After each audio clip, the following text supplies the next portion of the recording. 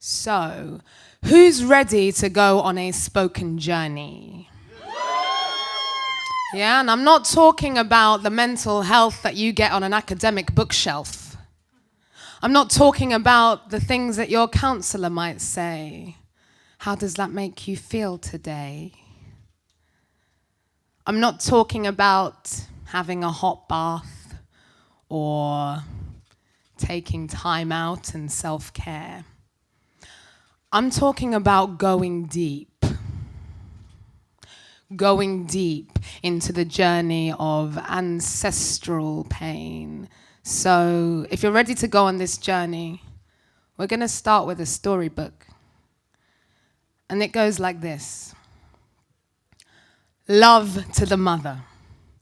We give love to the mother. Give thanks for holding us and having us. To hold her own baby, not even a day old, the pain she went through, now shining with pleasure. Her own body expanding and contracting beyond measure. Give love to that mother as she held you to her breast, tender and delicate, as your heart beat against her chest. She's seen you at your worst and she's seen you at your best, naked, crying, elated. Man, we really put them to the test. Through a real test. Testing her limits and her patience. They say it takes a village to raise a child, right? They say it takes a village to raise a child, right? So if she did it on her own and she did a good job, then boy, Mama's got the strength of 5 nations. The 5 nations of fire, air, water, earth, and ether.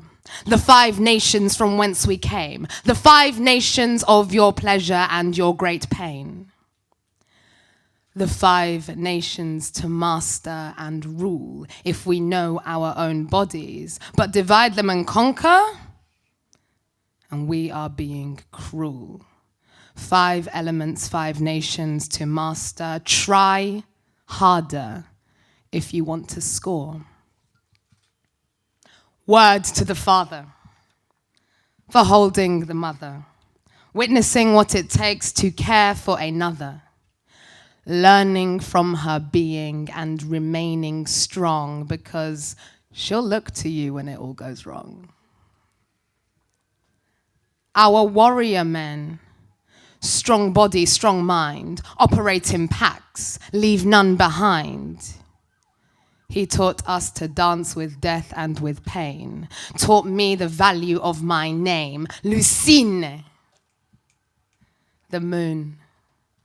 The light amidst the shadows, kissed by the sun and sent deep into the hallows to find my own journey, my own space, to reacquaint with love in my own special way, these warrior codes and ancestral honor passed down seamlessly from Metzhyrig's son, grandfather, to his own daughter, to make her better, tougher, stronger. Because when he left her mama, it was psychic attack. Anger and fury when he didn't come back, just upped and left so abruptly like that. Desperate and grasping at any excuse. It must have been me. I'm no use. Guilty as charged, that's what children do. I allowed you to leave. I allowed you to constantly be angry at me, at us, and the whole family. But the apple doesn't fall too far from the tree. No, the apple doesn't fall too far from the tree. I didn't realize I had a problem until I was in school. reaching for the stars and getting dismayed when I landed on A's. That was my first recollection of crying with rage. In uni, a counselor said to me, relationship problems aren't mental health problems. That really threw me. What do you do when your ex-boyfriend cheats on you with your best friend who lives in your house? And suddenly you're supposed to act like the quiet little mouse. Suddenly you can't find the words to say, and you are corrupted and tortured with dismay. And the only way you can solve it is alcohol, drugs, and sex. Alcohol, drugs, and sex.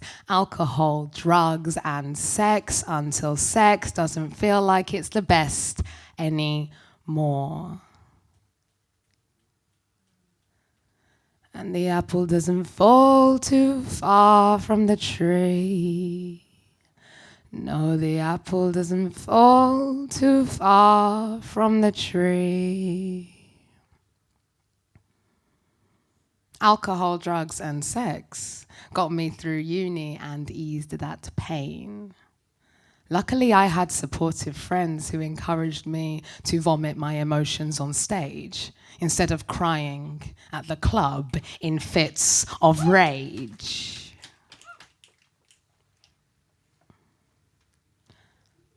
And that rage, that panic, that fear, that attack became liquid panic that seeps through my veins, caught up in my chest, my neck, my head, pain. Hello, anxiety. We meet again. It's been 6 years now. And you haven't changed. Nope, not one bit, not your weight or your size. Your hug is heavy and thick. I'm not surprised. Just like old times. And fuck! I'm late again. I'm fucking late. I'm always late, especially if it's a May. 2 minutes for a date. 5 minutes for an interview, 15 for work, and just in time for mind over matter. Oh, I know exactly what you're gonna say. I was waiting all day. Where were you? You're lucky the film hasn't started yet. Loussin, would this have happened if you were catching a flight? It maybe somehow sort of already has. Okay, look, it wasn't my fault. 20 minutes to spare in the bay at a halt. The first time the taxi driver stopped for some tea. The second time, admittedly, it was all me. Final call on the board, I run round from the shop. Victory! I've made it! Panting. I stop. Where were you? They cried. We're closing the gate. Tears stinging my eyes, they're sealing my fate. Panting, sweating, excuses rise in my throat. I was ill in the toilets. I'm beginning to choke. You deserved to miss your flight. And liquid panic seeps through my veins, caught up in my chest, my neck, my head, pain. Hello, anxiety. We meet again. It's been 7 years now, and you haven't changed. Nope, not one bit, not your weight or your size. Your hug is heavy and thick. I'm not surprised. Just like old times, I break down on the floor, my face wet with tears. I'm crying so much. 2 flights in 2 weeks. Oh my God, I'm stuck. Oh my God, what do I do? Oh my God, I freeze. I can't move. No money, no hotel booked, no signal on my phone. And while this seems like a joke, is it the Truman Show? No. This happens at home. I'll be getting ready and then fear creeps in. I can't even tell you where it begins. There'll be thoughts in my head about decisions I've made, blowing up a mental war zone, grenade after grenade. You look stupid like that. Why are you going out? Shake it off, spin around. Damn, where's my Oyster card? I had it on the ground, next to my phone, my keys and my purse. The thoughts are getting bigger, meaner, now worse. Ugly little bitch. Get back in your bed. You'll let them down anyway. Write it off. Another wasted day. And liquid panic seeps through my veins, caught up in my chest, my neck, my head. I'm in pain. Hello, anxiety. We meet again. It's been a minute. And you've actually changed. You're bigger, you're meaner, you're more overwhelming than before. I can't do this. I don't want it anymore.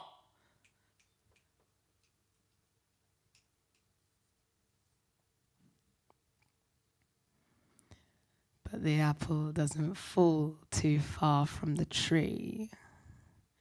Is it a wonder she suffers from anxiety? What do we expect when we strip men of their roots, genocide their land and turn them into brutes, dash their dreams, dash their plans, strip them of ceremony and of song and of dance? So they're grasping at straws for a new chance of life. Women get left in shock. As their ways of life change, they have to rearrange, burying inside deeply ingrained rage. Babies grow up with foreign language and fake names. Laughed at in school and constantly ashamed, this trauma is genocidal. This loss shakes me to my core, suicidal. My bloodline, vital. As I try to stay alive, stay woke, stay awake, stay true, stay mindful, honest and insightful, polite. Your well-spoken token black girl that can shake it down at the rave. Hey, let them touch my hair. Throw a bit of shade. Unapologetic apologies for these fits of rage. And when I say, don't touch my hair.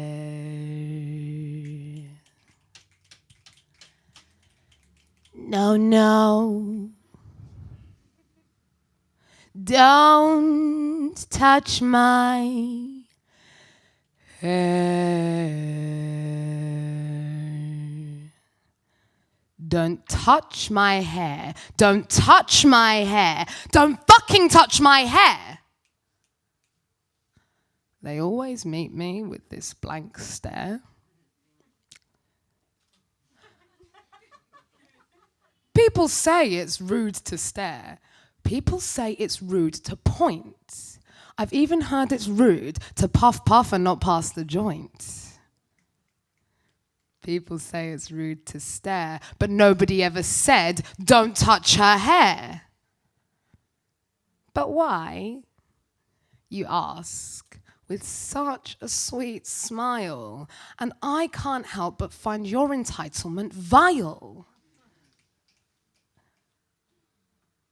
it's emotionally taxing to keep giving these explanations. Well, look, it differs across different cultures and nations, but I don't want to keep conforming to your expectations. Can I touch it if I ask you first? If you ask me first, I don't know if you're prepared to unearth the deep-rooted curse. From the dawn of your invasion, we knew we couldn't bear it. From the beatings and the pain, we knew we couldn't share it. We changed our names, changed our minds, changed our ways, changed our language. Changed our names, changed our minds, changed our ways, changed our language. Locked the truth deep inside. False hope that if we surrender, we might regain our independence. Mamas, papas, kings and queens, chiefs praying for transcendence. And we got left with one king and 1 month of remembrance. Don't touch my hair. There's a song for that now, someone said with a smile. And don't get me wrong, I love the queen that is Solange. But that song doesn't explain just how vile, just how violent, just how vicious the past has been. It's 2020 now, but I wrote this poem in 2018, post-Me Too Gate and Harvey Weinstein. If a male touches a female, we consider it assault. Yet if you touch my hair, you don't want to face that it's your fault or take responsibility for our ancestors' doings. So let me tell you something a little bit different, something that truly rings. I can be bald, I can have braids. The barber can do me up a nice fade. I can have long locks. I can twist it up, tie it up, wear a headscarf and do Bantu knots. I can wear a wig, wear a weave. I can dye it how I please, maybe light brown or even blue. The point is, I decide how to wear my crown. So I'm gonna remix that song just for a moment, and it goes something like this. Don't touch my hair. No, no. Don't touch my hair.